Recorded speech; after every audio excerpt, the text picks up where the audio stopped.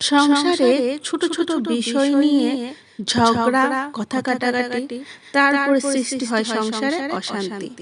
যারা অশান্তিতে আছেন, লেখাটি আজকে তাদের জন্য।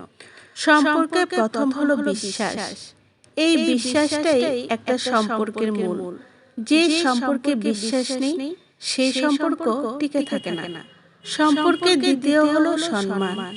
যে সম্পর্কে সম্মান নেই, একজন অন্যজনকে সম্মান দেয় না, সেই সম্পর্ক টিকে থাকে না। সম্পর্কের তৃতীয় হলো স্যাক্রিফাইস।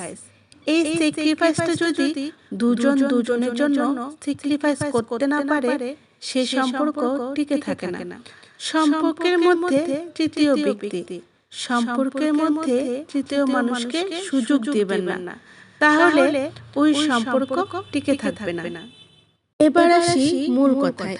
একটা সম্পর্কের মধ্যে উপরের তিনটি কথাই খুবই গুরুত্বপূর্ণ। বিবাহিত জীবন শুরু করা খুবই কষ্টকর যদি আপনি উপরের তিনটি কথা মানতে না পারেন। বিবাহিত জীবনে নানান সমস্যা হবে। সবকিছুকে দোষ ভেবে আলাদা হয়ে যাবেন না। দোষ কোথায় সেটা খোঁজার চেষ্টা করুন।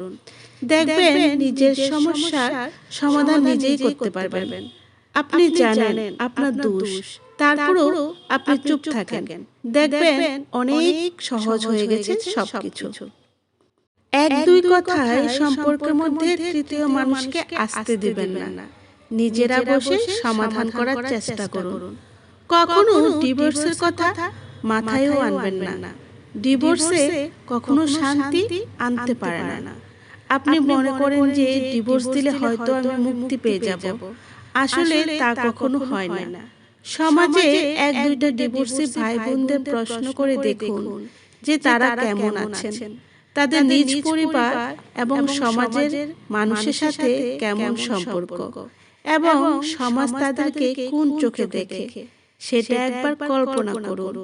নিজেই তার প্রমাণ পেয়ে যাবেন।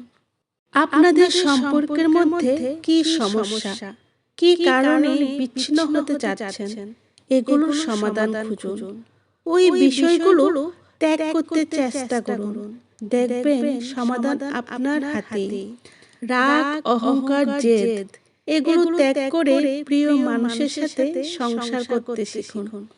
দেখবেন পৃথিবীতে আপনার মতো সুখী মানুষ আর কেউ হবে না। এসব কথাগুলো যদি আপনি মানতে না পারেন, তাহলে আপনার জন্য সংসার নয়। আপনি কখনোই কোথাও সুখী হবেন না। ভালো থাকুক পৃথিবীর সকল সম্পর্কের মানুষগুলো, ভালো থাকুক প্রিয় মানুষগুলো।